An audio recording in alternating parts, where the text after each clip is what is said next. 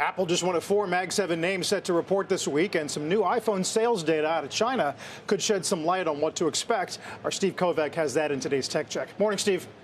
Yeah, some good data, Carl, coming out of here ahead of earnings on Thursday. China, though, it's still a sore spot for Apple as it loses market share to its big rival out there, Huawei. But some good news in this report. iPhone sales are growing again, and that's thanks to government subsidies, trade-in deals, and some other discounts from retailers. Now, these latest figures for the second quarter come from the research from Canalys. They say Huawei sold more than 12 million phones in the second quarter. Apple sold a bit more than 10 million. Now, Apple has a long way to go in China coming out of the COVID pandemic. It's been steadily losing market share to Huawei.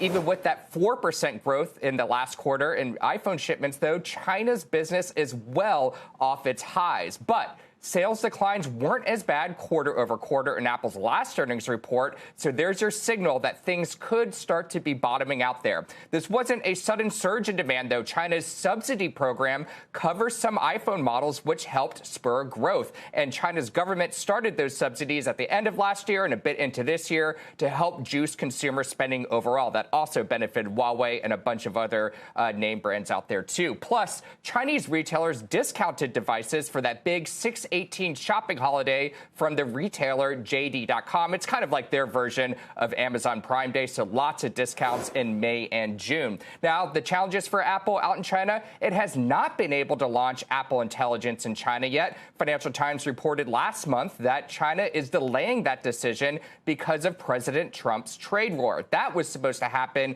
in the spring, but China's government still hasn't approved it. In the meantime, Chinese brands have AI in their devices, and Apple's most expensive phones are not eligible for those government subsidies. So over the next year, here's what to watch for. New designs are expected that could entice some of these Chinese customers. That includes the super thin iPhone model we're expecting to launch this fall, and then that foldable phone next year, guys.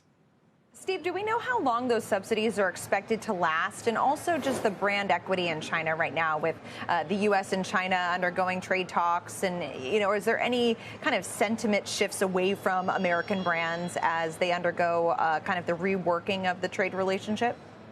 Yeah, I'm not sure much longer the subsidy program is going on, but as far as the brand equity that you're talking about, this is not a new story with Apple and China. This has been going on for the last 2 or 3 years since Huawei again started making phones again. Has it exacerbated amid the trade war? Maybe a little bit. Our Eunice Yoon has done some really good reporting on this, how there's this kind of back and forth between iPhone owners in China going over to Huawei and then trying to entice them back. So I would really watch out to see what that subsidy picture, though, Leslie, looks like when the next crop of iPhones come out in the fall and if Apple can benefit from that. But keep in mind, it's not for those most expensive Pro phones. That's where Apple makes most of its money. It's for those lower tier models that get those subsidies, Leslie. True. ASPs are important, Steve. We'll see what we get soon. Steve Kovach on Apple.